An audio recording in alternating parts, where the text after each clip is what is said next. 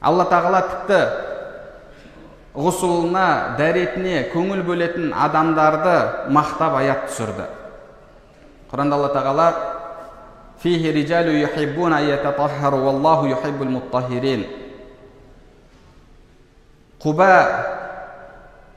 жеріндегі, Мәдина қаласындағы білесіздер, Құбадағы мұсылмандар жайында аят түсірді. Онда тазаланғанды жақсы көретін мұсылмандар бар. Алла тағала тазаланушыларды, таза мұсылмандарды жақсы көреді деді. Пайғамбарымыз саллаллаху алейхи уассалам әлгі мұсылмандардан себебін сұраған кезде біз дәретімізге, тазалығымызға өте мұқиятпыз деді.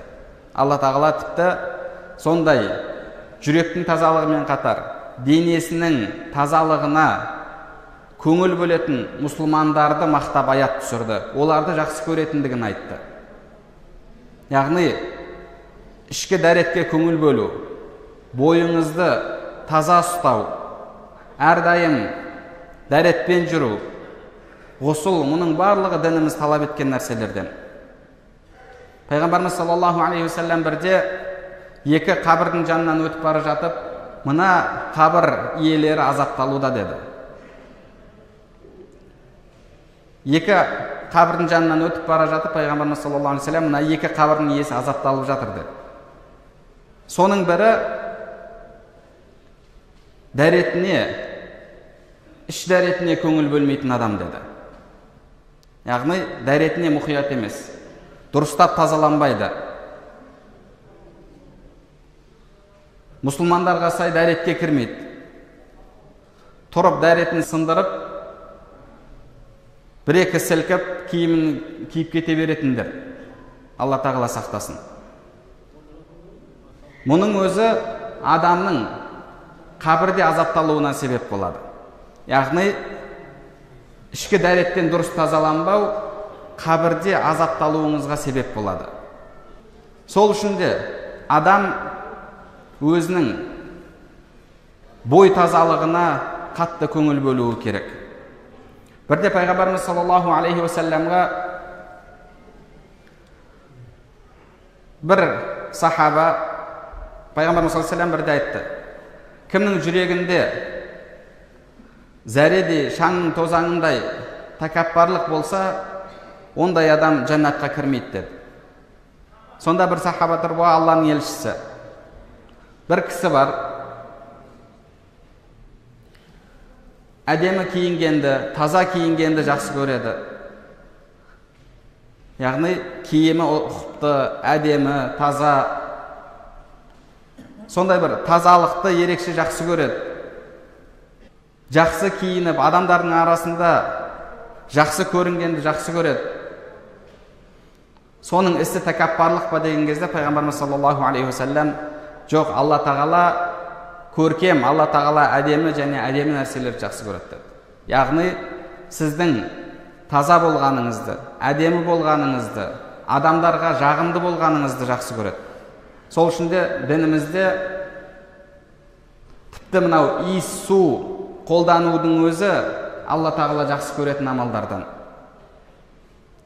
Тәкаппарлық деген ол батарул хақ ва ғамтун нас деді. Яғни ол ақиқатты мойындамау және адамдарды менсінбеу, адамдарды өзіңізден төмен көру деді. Ал адамдарға жағымды болу, адамдарға таза денемен, жақсы иіспен келу, бұл Алла тағала жақсы көретін амалдардан. Пайғамбарымыз саллаллаху алейхи уассалам әрдайым жақсы иіс су қолданып жүретін еді. Және мешітке келген кезде Пайғамбарымыз саллаллаху алейхи уассалам айтты: кімде-кім екі әлгі адамдарға жағымсыз иісі келетін нәрсені жейтін болса, мешітімізге жақындамасын деді. Кімде-кім жуа, сарымсақ, пияз жейтін болса, ол сол иісті кетірмей мешітке жақындамасын деді. Неге? Өйткені одан бір жағынан періштелер зиян шегеді және адамдар зиян шегеді. Ал енді қанша мұсылмандар бар, өкінішке орай темекі шегу дертіне шалдыққан. Темекісін шегіп алып мешітке келеді. Сарымсақтан, пияздан Алла тағала халал еткен нәрселерден зиян шеккен періштелер зиян көрген. Адамдар, дініміз тыйым салған темекіден зиян көрмей ме? Кейде кейбір адамдар терілейтін жұмыстарда істейді. Немесе киімі ластанатын жұмыста істейді. Намаздың уақыты бола қалса, мешітке киімін ауыстырмастан, кішкене әлгі тердің иісін кетірместен мешітке келе салады. Негізі сарымсақ жеген адамға, пияз жеген адамға, жуа жеген адамға мешітке жақындамасын деген тыйымның себебі не? Өйткені ол адамдарға зиян келтіреді. Енді одан зиян шеккен адамдар терден, темекінің иісінен және сіздің кір киіміңізден зиян шекпейді ме? Отырған жеріңізді ластайсыз, жаныңыздағы адамды ластайсыз. Сол үшін де адамдарға зиян жеткізу, бұның өзі дініміз тыйым салған істерден. Дініміз тазалыққа көңіл бөледі.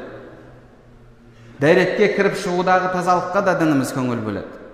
Пайғамбарымыз саллаллаху алейхи ва саллям өзінің хадис шарифінде иттақул лаанайн, екі адамдардың қарғысына қалдыратын нәрседен сақ болыңдар деді. Екі адамдардың қарғысына қалдыратын нәрседен сақ болыңдар деді. Ол қандай нәрсе деп сахабалар сұраған кезде пайғамбарымыз саллаллаху алейхи ва саллям айтты: аллази ятахалла фи туруқатин нас ау фи зиллихим. Ол адамдардың жүретін жолына немесе демалатын көлеңкесіне дәрет сындыру деді. Адамдардың жүретін жолына немесе демалатын көлеңкесіне дәрет сындыру деді.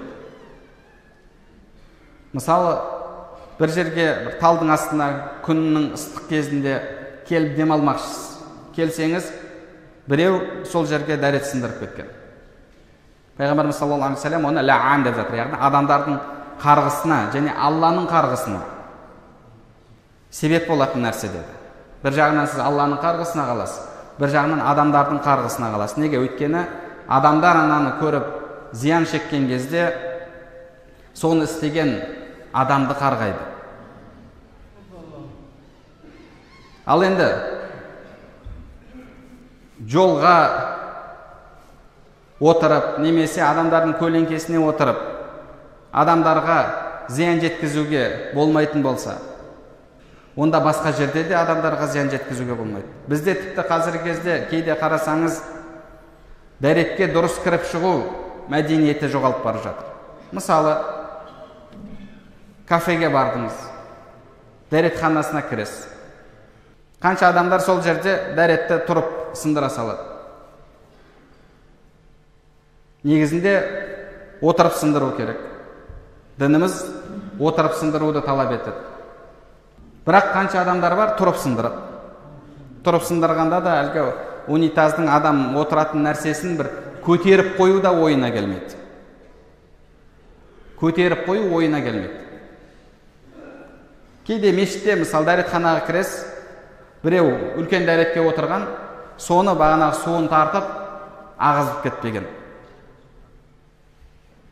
Кірген адам жиіркенеді, ұшық шығуы мүмкін, тағы да басқа да қанша адамдарға зиян келтіріп жатыр. Қоғамдық орындардағы дәретханаларда да тура сондай. Жарайды, ана жерге біреу лас қылып кетіпті, отырып сындыра алмайды екенсің, тұрып сындыруға мұқтаж болып жатсың. Онда ең болмағанда отыратын нәрсені көтеріп қой. Өзінен кейінгі адамға зиян жеткізбеу керек. Жолдарда мысалы қақырып кетеді, біреулер жиналып тұрып пістесін шағады. Бір жастар жиналып қалған жерді көрсеңіз, бәрі аузынан аспай атып алған адам сияқты қақырып түкіріп, ана жердің жанынан өтіп бара жатқан кезде жеркенесіз. Пайғамбарымыз саллаллаху алейхи ва саллям бұны Алланың қарғысына қалатын істеді. Иттақул лаанайн. Екі адамдардың қарғысына қалатын нәрседен сақ болыңдар деді. Адамдардың демалатын жеріне дәрет сындыру. адамдардың өтетін жолына дәрет сындыру.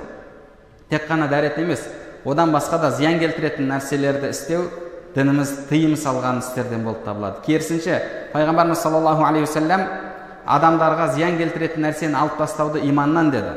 Имататул аза анит тариқ. Пайғамбарымыз саллаллаху алейхи вассалам иман 71 неше бұтақ деген кезде соның бірі адамдардың жолынан адамдарға зиян келтіретін нәрсені алып тастау деді. Исламның бұтақтарынан деген жоқ, иманның деді. Яғни сенің иман келтіруіңнің дұрыс болуының бір көрінісі, дұрыс болуының бір шарты адамдардың жолынан оларға зиян келтіретін нәрсені алып тастау. Тастау емес, керісінше алып тастау. Пайғамбарымыз саллаллаху алейхи вассалам сондай адамның жәннатқа кіргенін айтты. Ал енді екінші бір адам жайында сұралды. Бір әйел көп намаз оқиды, ораза тұтады, бірақ көршілеріне зиян келтіреді. Тек қана көршілеріне емес, яғни жалпы адамдарға зиян келтіру, жолына бір нәрсені тастау, әлгіндей нәрселер істеу, тіпті дәретханада адамдарға зиян келтіру. Мұның барлығы адамға зиян келтіру болып табылады. Пайғамбарымыз саллаллаху алейхи вассалам хия финнар, ол тозақта деді. Сол үшін де өкінішке орай қазіргі кезде көптеген мұсылман елдерінде дәретке көңіл бөледі, ғұсылға көңіл бөледі, бірақ қоршаған ортасына көңіл бөлмейді. Үйінен бағана қоқысты көшеге тастайтын қанша мұсылман елдері бар. Сондай жағдайды көрген, исламды қабылдаған кейбір адамдар мұсылмандарды, мұсылман елдерін көрмей тұрып, исламмен танысқаныма Құдайға шүкір деген сөз айтқан. Біз қазір пайғамбарымыз саллаллаху алейхи вассаламның сол алып келген тазалыққа шақыратын дінін адамдарға көрсете алмай жатырмыз. Өзімізде бар нәрсені дұрыс жарнама жасай алмай жатырмыз. Әрбір осылайша адамдардың дінге кіруіне кедергі болған, дінге кіруінде фитна болған адамдар ертең Алла тағаланың алдында жауабын береді. Пайғамбарымыз саллаллаху алейхи вассалам тазалыққа қатысты қарайтын болсақ, ғұламалар санаған кезде бір 60-70 хадисті шығарып берген тазалыққа қатысты. Мысалы, дененің тазалығы, мисуак пайдалану, мұртты басып жүру, тырнақты қысқарту, тіпті бағана қолдың астындағы, пайғамбарымыз саллаллаху алейхи вассаламды сахабалар сипаттаған кезде, кейде қолын қатты көтеріп дұға жасаған кезде қолтығының ағы көрінетін еді дейді. Кана юра баяду ибтайхи дейді. Баяду ибтайхи, яғни пайғамбарымыз саллаллаху алейхи вассалам қолтығының ағы көрінетін еді дейді. Яғни киімі кең, қолын көтерген кезде солай көрінетін деді. Бағанағы қырылмаған, жүн басып кеткен қолтық көрінеді деген жоқ, Құдай сақтасын. Қазір кейде сондай мұсылмандарды көресіз. Дін оған тазалан, әуретіңді тазала, қолтығыңды тазала деп жатыр. Ал ол, мысалы, моншада көріп қаласыз, тағы басқа жерде көріп қаласыз, 40 күн емес, тіпті бағанағы 60-70 күн тазаланбаған көрініп тұрады, Құдай сақтасын. Пайғамбарымыз саллаллаху алейхи вассалам сүннеті қайда? Тазалыққа қатысты. Сол үшін де иншалла жүрегіміздің тазалығына қандай көңіл бөлсек, қоршаған ортамыздың, үйлеріміздің, денеміздің, киіміміздің тазалығына да сондай көңіл бөлек. Алла тағала бізді жүрегі де таза болған, киімі де, амалы да, денесі де, үйі де, көшесі де таза болған мұсылмандардан етсін. Алла тағала баршамызға пайдалы білім нәсіп етсін, білімдерімізге амал етуімізді және амалдарымыздың қабыл болуын нәсіп етсін. Субханак Аллахумма бихамдика, ашһаду ан ла илаха илля анта, астағфирук ва атубу илейк.